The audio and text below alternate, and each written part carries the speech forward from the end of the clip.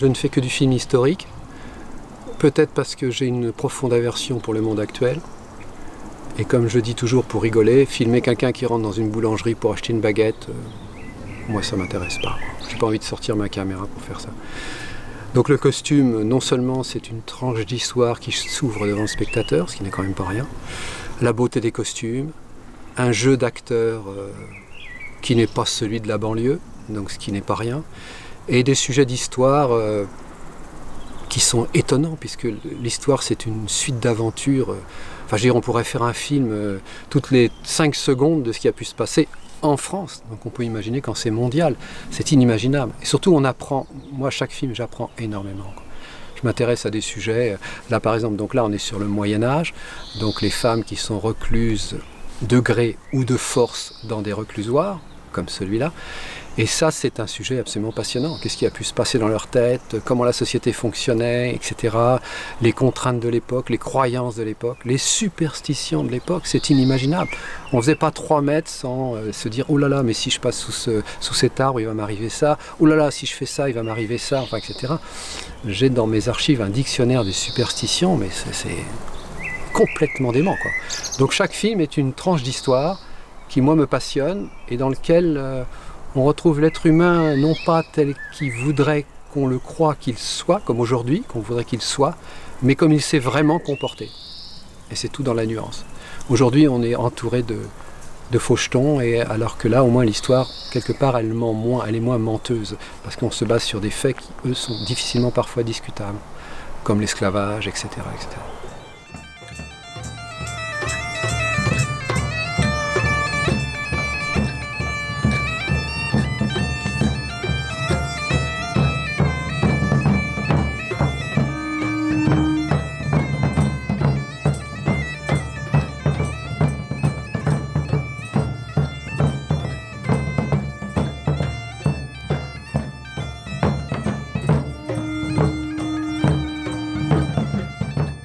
Déjà, bienvenue à la Forteresse du Dragon qui se situe au domaine du Dragon, à Draguignan, dans le Var. Donc nous avons une forteresse du Moyen-Âge, typée XIIIe siècle, qui est située juste au pied du château du Dragon, qui est aussi du XIIIe siècle. On est là aujourd'hui pour un moment de partage, pour un moment d'amitié, pour un film. C'est-à-dire qu'il y a notre ami Lionel Bémont qui va tourner son prochain film à la Forteresse du Dragon. Il nous fait confiance justement pour pouvoir avoir des figurants, des rôles secondaires justement pour son prochain film qui va s'appeler Emmurée vivante. Donc on privilégie les acteurs locaux. Et on a l'actrice qu'on a utilisée, j'allais dire qu'on a employée, Moana. J'ai déjà fait 3 films avec elle. Donc je sais qu'elle est vraiment à fond. Et moi je veux absolument encourager les talents locaux. Je le veux, donc je me bats pour qu'on essaye de trouver des acteurs. Mais c'est pas toujours évident. Par contre, quand on les trouve, ils sont incroyablement gentils et disponibles, parce que, pour 2 raisons. D'abord parce que ceux qui restent, c'est aussi des gens qui ont peut-être plus une conscience de ce que devrait être le métier. Et deuxièmement, je vais vous dire quelque chose qui va peut-être vous faire sourire, entre guillemets, mais ils ont conscience de l'énorme opportunité que représente un film comme ça. Parce que 95% des acteurs qui se disent acteurs, c'est des gens qui font de la figuration. Or, moi, je leur propose un vrai rôle, même aux figurants. Un figurant, pour moi, c'est pas une potiche, c'est un être humain et je veux qu'il soit heureux de faire ce métier. Donc il n'est pas du tout question de lui faire jouer quelque chose d'inutile. Voilà. Je fais tout pour encourager. Moi, je veux que les gens soient fiers et heureux. Voilà, c'est pas compliqué. Et s'ils sont fiers et heureux, alors moi, je suis fier et heureux. Voilà. J'avais déjà tourné 2 films avec Lionel et il m'a fait cette proposition d'Emmurée vivante. Il m'en a parlé, j'ai été vraiment enthousiasmée par l'idée. Donc on a commencé à travailler en janvier dessus, à mettre des idées, à travailler le personnage, les situations, les autres personnages aussi qui interfèrent dans l'histoire, créer un univers. Et puis ça s'est fait progressivement. Enfin, j'ai eu la chance aussi qu'il m'associe à tout ce processus. Et puis après on a commencé à tourner. Et j'ai trouvé que c'était un projet absolument hors norme, incroyable. Quelque chose que j'avais jamais vu et j'ai adoré donner vie à Brunhilde, à la voir grandir et à voir que malgré toute cette souffrance, malgré tout ce qu'elle a pu subir, il y avait quand même toujours cette petite lueur, cette petite combativité qui fait que c'est un personnage extrêmement attachant de bout en bout.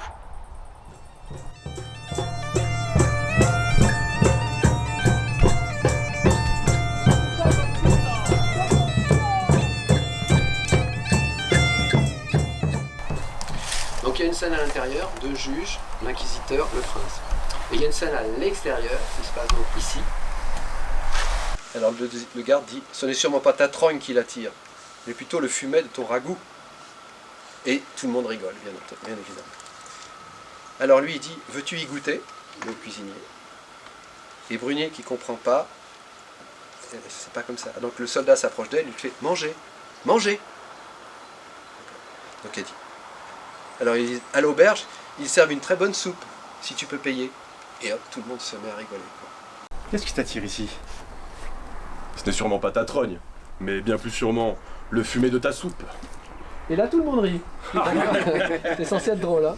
Mais bien plus sûrement le fumet de ton ragoût. Veux-tu y goûter? Veux-tu y goûter? Qu'est-ce qui t'amène ici?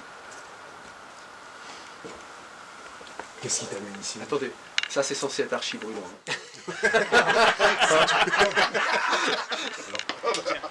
Tiens, qui voilà? La femme muette. La loupe sort du bois. Qu'est-ce qui t'amène ici? C'est sûrement pas ta trogne qui l'attire. Mais plutôt le fumet de ton ragoût. Peux-tu y goûter? Mangez, mangez.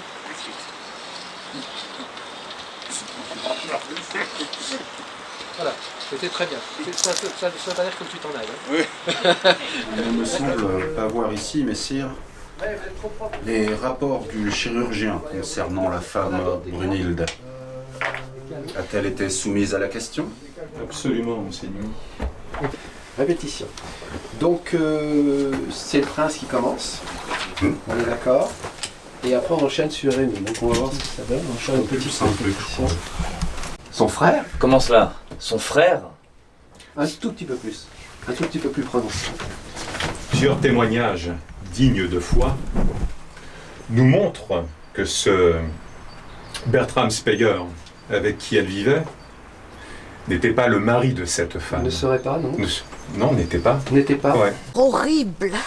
Faites attention! Cela est peut-être dangereux. Cela est peut-être dangereux. Allons, ne soyez pas stupide. Non, attends, elle n'a pas fini. Ah, tu as beaucoup. Elle a encore des choses à dire. Méfiez-vous. Méfiez-vous, elle doit dire aussi. Méfiez-vous. Partons, maman, partons. Ce n'est pas une comédie à encourager. Un instant, ma fille. Laisse-moi voir exactement de quoi il en retourne. Là, tout semble noir à l'intérieur. Ok. Jusque-là, on est clair. D'accord, vas-y. Vous plairait-il, gentes dames? Vous plairait-il, gentes dames, de pouvoir jouir de la vue d'une femme atteinte de folie? Non. Pourquoi nous abaisserions-nous à cette idée? Une telle pensée. D'une telle pensée? Non, pas de telle. À deux telles? Non, pourquoi nous abaisserions-nous à une telle pensée? Non, pourquoi nous abaisserions-nous à une telle pensée? Et pourquoi pas? Alors donc on a eu la chance, comme tu le sais déjà, comme vous le savez déjà, puisque vous étiez présent à la forteresse. Donc là on a eu la chance de pouvoir installer sur Calian ce reste de décor. Et autrement on a aussi des choses dans la Siagne, dans la vallée de la Siagne. On a aussi des scènes à tourner. Et surtout ce qui est très important, c'est toutes les scènes intérieures, c'est-à-dire celles qu'on ne montre jamais, qui vont nous permettre de comprendre le cheminement de l'actrice emmurée vivante. Le mur est pas loin, il est juste là. Et donc de voir comment elle a pu descendre petit à petit. Et ça, on va vraiment vivre au cœur de son intimité. Le fait qu'elle ait rien à manger, etc., qu'elle a froid. Enfin, on va vraiment être très très près.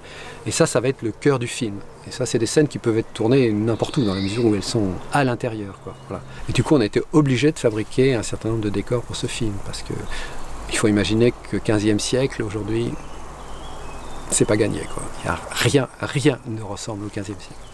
Rien. Les cultures, les arbres, les forêts, Le reste, j'en parle pas, quoi. Bien sûr, les villes ne sont pas du tout les mêmes.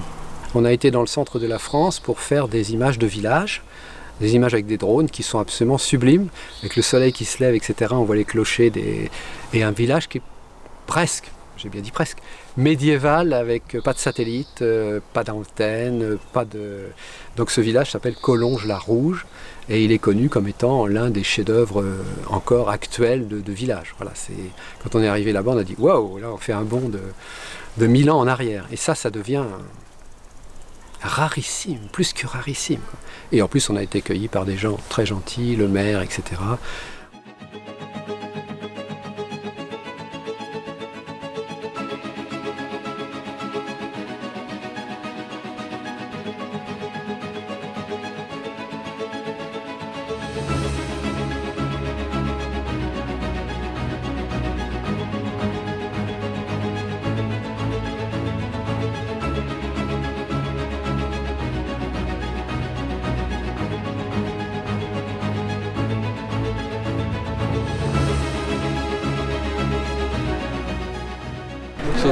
Putain, elles sont passées où tes godasses?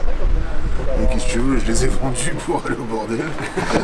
Avec ta plague, elle te suffit pas? Si proches. Et pourquoi ils n'ont pas eu de descendance ensemble? Oui. Enfin, son mari, son frère, peu nous importe.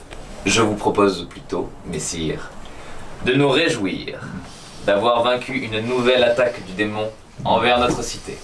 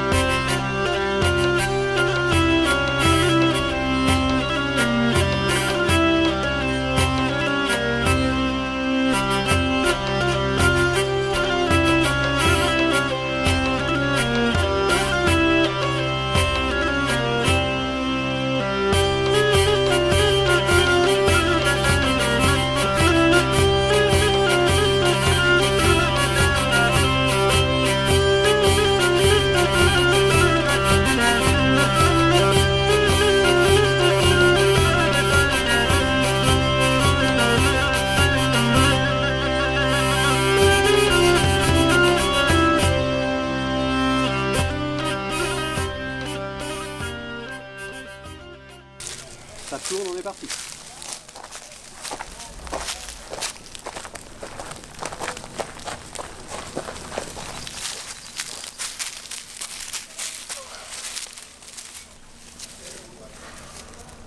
Allons, ne sois pas stupide.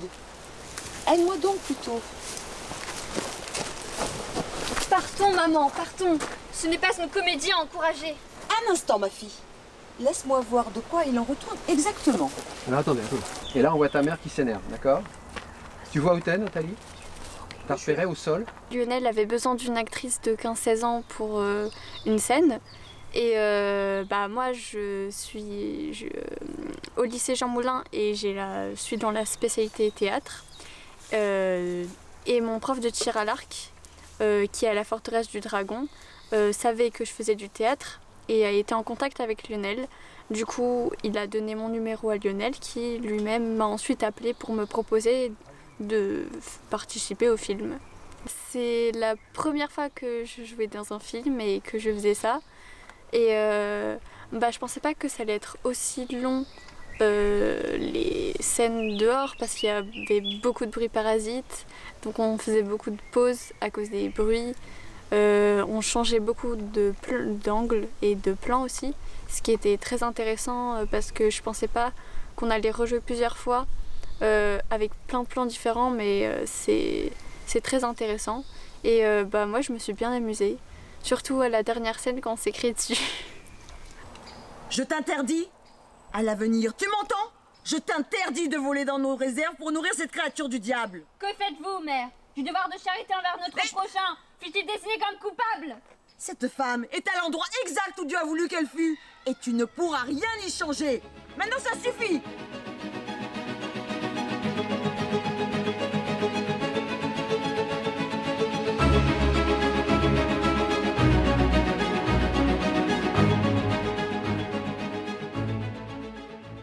Il y en a une que j'ai beaucoup aimée, c'est la scène des coquelicots, pour son côté romantique, un petit peu hors du temps, son côté plein d'espoir.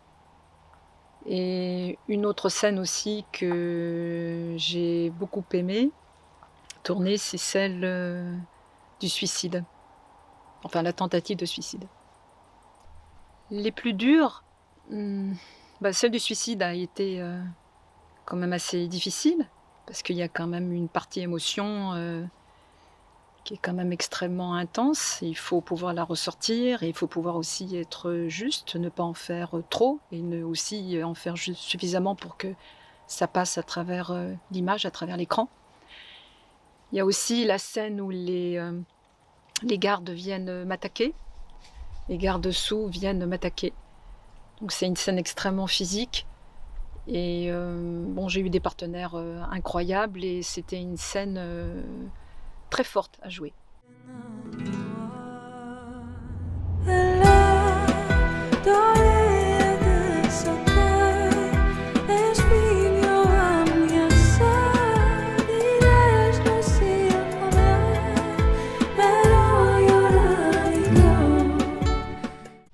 Et on va vivre aussi un voyage dans le temps, dans cette forteresse qui est la forteresse du dragon. C'est un film qui a été réalisé, et vous êtes là pour ce film-là, qui s'appelle Emmurée vivante, qui a démarré en début d'année. Et là, vous êtes à l'avant-première, et je vais vous dire que j'ai même pas vu tout le film. Le fait de laisser un peu les acteurs incarner le personnage, est-ce que ça ne provoque pas des modifications, peut-être même dans la trame du scénario, sur le tournage en lui-même? C'est là où, avec le temps, j'ai découvert deux choses. D'abord, les acteurs sont un peu comme des enfants. Ils ont absolument besoin d'être rassurés. Si jamais ils sentent que le réalisateur a un léger doute, c'est la catastrophe. Donc moi, je suis vraiment un capitaine de bateau. Je tiens fidèlement comment on appelle ça, le gouvernail, pour avancer. Donc ça veut dire que les acteurs ont une marge de manœuvre, effectivement, mais qui est bien entendu limitée. On ne va pas non plus leur demander de réécrire l'histoire. Voilà. Mais des fois, on le dit, voilà, ça serait peut-être mieux si tu jouais cette scène comme ça, et l'acteur te dit, oui, mais s'il pleuvait, par exemple, ça serait plus dramatique. Alors tu dis oui, parce que ça ne contrarie pas la scène. Mais il est évident qu'il y a des fois où les acteurs me disent « Ah, ça serait génial ça !» Non, ça c'est pas génial. Je ne vois pas le personnage du tout faire ça. Et le plus grave, c'est quand il se lance dans le texte. Parce que le texte, c'est une science. Et quand les acteurs te disent « Ah bah tiens, on pourrait peut-être remplacer ce nom par celui-là », 90% du temps, je dis « Non, ce n'est pas l'acteur, il ne dit pas ça, le rôle ne dit pas ça. » En général, il se fâche absolument pas. Mais on a quand même besoin, c'est effectivement, comme vous le soulevez, c'est un problème étrange, dans la mesure où on a la image de manœuvre, mais pas réel en fait, c'est très étrange. Donc l'acteur s'avance un petit peu, moi je dis non, et puis il s'avance à nouveau, en important. Mais en général, quand un acteur a vraiment une conscience, il va proposer des choses qui vont faire avancer le scénario, bien évidemment. Et quand je travaille sur un nouveau film, il est prêt à 80%, donc il y a 20% de marge quand même, où je me dis, là, je ne sais pas. Et j'ai le courage de dire aux acteurs, là, je ne sais pas comment filmer ça, je ne sais pas ce qui va se passer. Donc, ils donnent des idées. Ce que propose Lionel, pour un acteur, c'est un travail vraiment incroyable, parce qu'on a vraiment l'impression de faire notre métier, c'est-à-dire de faire de la création. On part de rien, d'une idée. On la creuse, on cherche. Lionel a cette gentillesse et cette courtoisie de nous associer au projet. Et c'est vraiment un partenariat. On essaie d'arriver à une certaine véracité, une certaine vérité, aussi à une certaine honnêteté artistique. Humainement, et j'insiste, humainement, arriver à un tel niveau d'intimité entre les acteurs et les réalisateurs, c'est quelque chose de... Ils ne se rendent pas compte de la rareté que ça représente. On vit dans un monde où tout le monde a peur de tout le monde, tout le monde se méfie de tout le monde, etc. Il ne va pas se mettre tout nu devant n'importe qui, etc. Ou dévoiler une partie de son âme. Et quand on arrive à cette fusion avec les acteurs, c'est-à-dire que moi, Alain n'a pas peur de moi j'ai pas peur d'elle, j'ai pas peur de lui dire, bah tiens, mets-toi toute nue dans un bassin, mets-toi 10 kilos de terre sur le visage, etc. Et l'acteur le fait parce qu'il est absolument persuadé que c'est humainement et artistiquement valable. Voilà.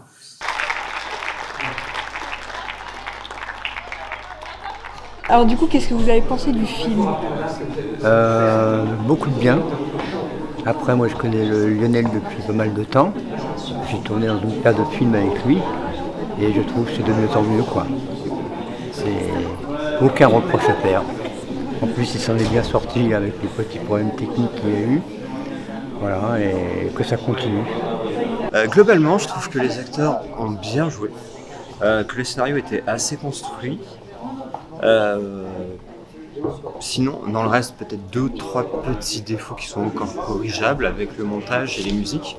Ils ne sont pas bien équilibrés, je trouve, ou alors qui ne rythment pas assez l'action, mais sinon, je pense que c'est globalement bien fait, et en plus de ça, le scénario a été bien écrit et bien pensé. Je trouve ça intéressant, c'est une mentalité qui change de la société actuelle. C'est un rapport avec les femmes intéressant aussi par rapport à l'image des femmes. Je pense qu'elles sont mises en valeur dans ce film. Et je pense que c'est ce qu'il faut quoi, par rapport à aujourd'hui. Les femmes sont plus dénigrées. Et dans ce film, voilà, quoi, c'est vraiment l'image de la femme qui est mise en valeur.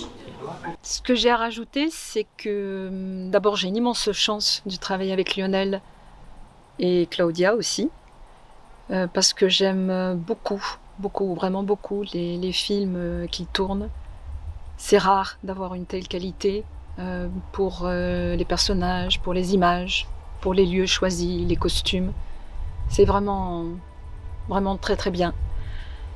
Et puis je voulais aussi défendre Brunhilde, parce qu'elle est représentante d'une partie de la population, la partie féminine, qui a eu beaucoup à souffrir. Et j'aime beaucoup son parcours, parce que jusqu'au bout, elle va essayer de se battre contre beaucoup d'éléments contraires. Elle va peut-être pas pouvoir gagner, mais ce que j'aime, c'est son caractère combatif malgré tout. Et je pense aussi que ce genre de film devrait être davantage tourné, diffusé, parce que ça montre une très très belle image de la femme.